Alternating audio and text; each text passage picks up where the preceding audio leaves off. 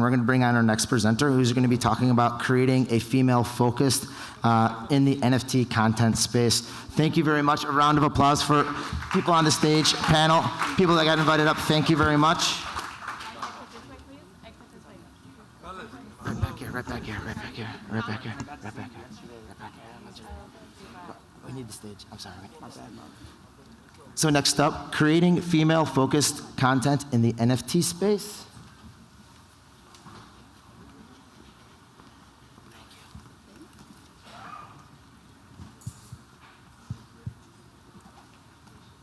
Hello, good morning, everyone. We made it, day 3. Oh my goodness, it has been crazy. I'm sure all of you guys, like me, have been running around trying to figure out what talks to go to, what events to go to, learning a lot, and really, really trying to meet the community members that I'm sure you've been connecting with all over the internet. So I would love it if you guys would join me in just taking just 5 seconds to enjoy where we are. I want to take a deep breath with all of you and be in this present moment. So just 5 quick seconds. It's a little uncomfy, I know.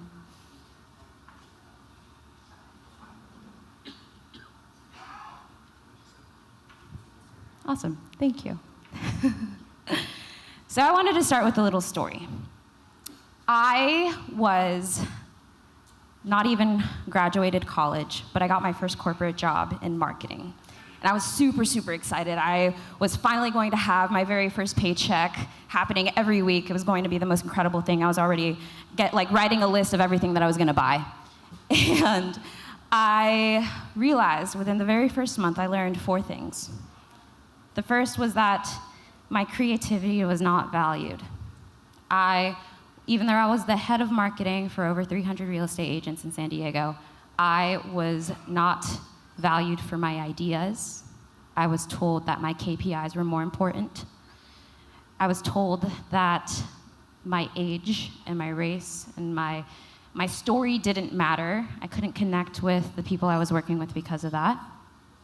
And I was told that in order to grow and to earn what I deserved, I had to climb the corporate ladder. That was all within the first month. Reality hit me hard. And I was only 21 at the time, actually.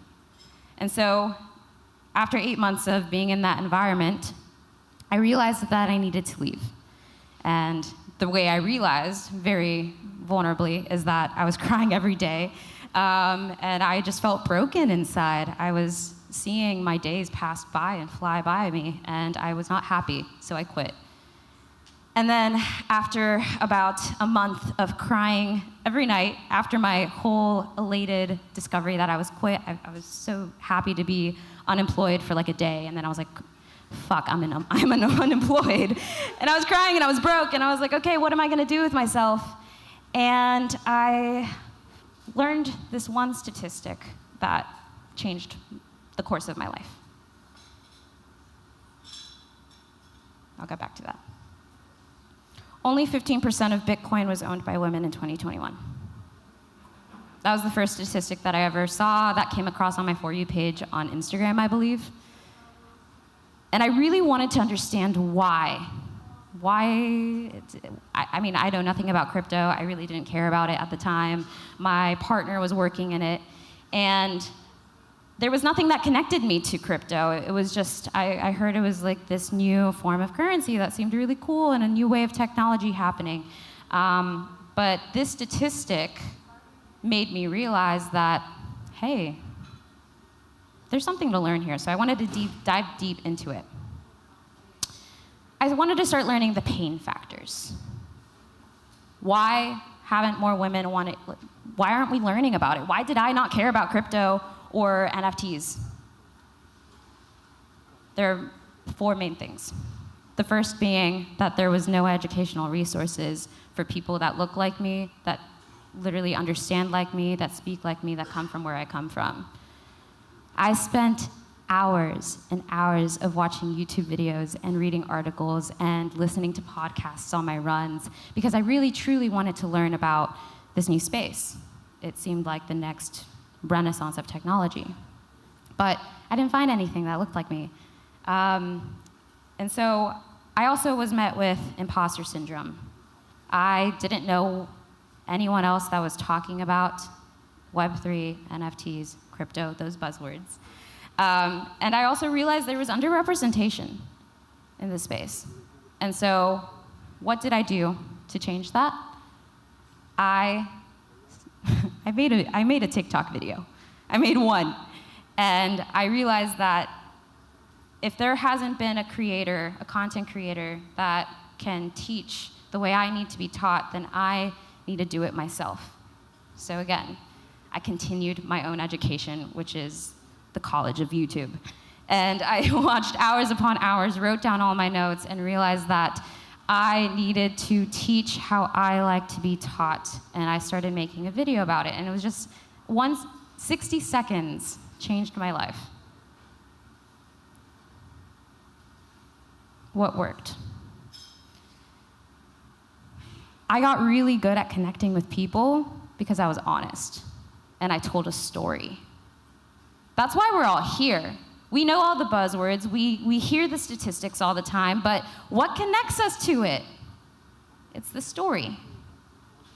So I quickly started to realize that in order to truly educate my community, I had to teach them how I like to be taught, which is through visual representation. So all of my videos had a visual aspect to it.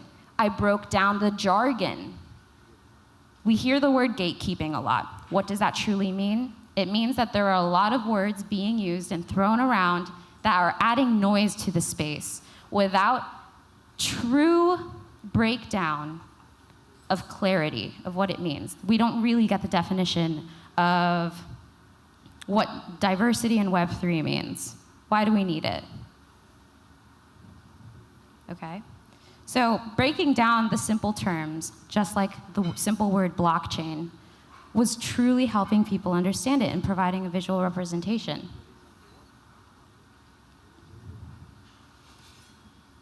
The turning point was learning how to understand people.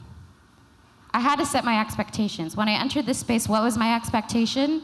I had none. I had nothing to lose at the point.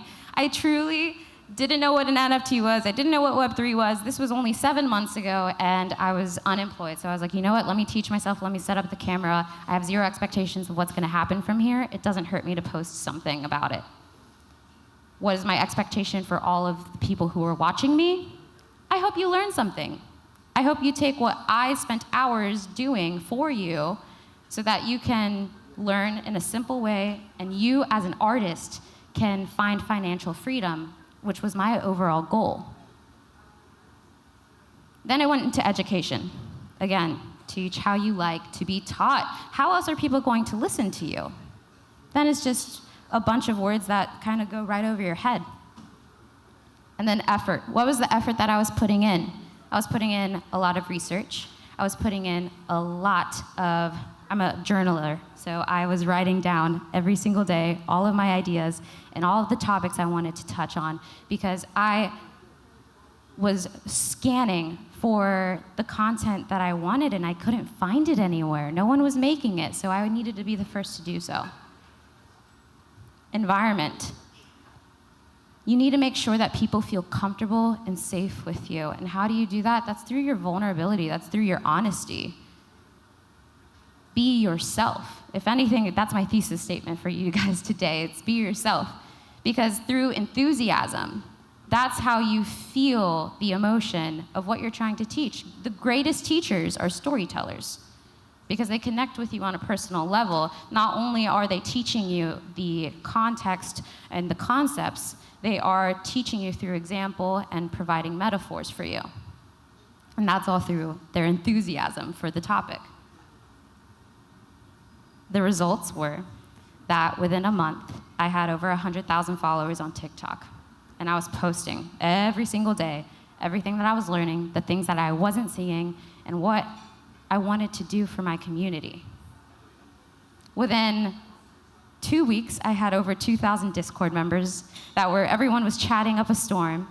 And I posted one simple video about a wallet that was being made just for women that was focusing on educating women. And that that video blew up and was sent to the owner of the company. Her name is Beck Jones. And within 2 months, I am now working with the company. Yes. So I challenge all of you, if you're thinking about making content or you have been a content creator, for 60 seconds, be as raw as you can. Just 60 seconds, one video. I want you to be as raw as you can and just see what happens. And if you're a company that hires content creators, I challenge you to find the people that speak your story the best, that can relate to your story, because they are your clientele, and pay them well. My name is Tati. I forgot to do that intro, so sorry. My name is Tati. I go by NF Tati on all of my social media. You can find me. Please feel free to contact me if you have any questions. I would absolutely love to connect with all of you. And again, I hope you start creating and enjoy the rest of this conference. Thank you so much. Wonderful. Thank you very much. Make sure you be yourself. I try to be myself each and every day.